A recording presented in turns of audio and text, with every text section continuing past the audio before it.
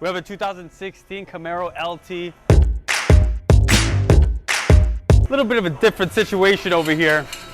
So we got Sammy, which is the customer. Say what's up, Sammy. All right, she came in. She actually did this herself. Shout out to her. But there's a few leaks and everything, so we're gonna replace this. This is pretty much a Muffy D, a muffler delete. And then in the middle she had the resonator. Where's that resonator, DJ? All right, it's in the garbage over there. It's all good.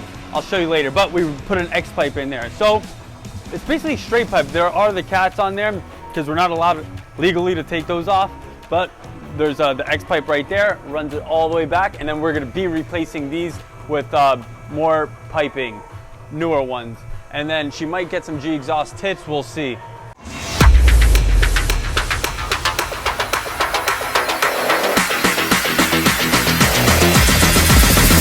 So we pulled it off the lift. This car is basically straight piped. We took off the resonator and took off the rear mufflers. It is a V6. Let me know how it sounds. And please like and subscribe. Ready? Yeah.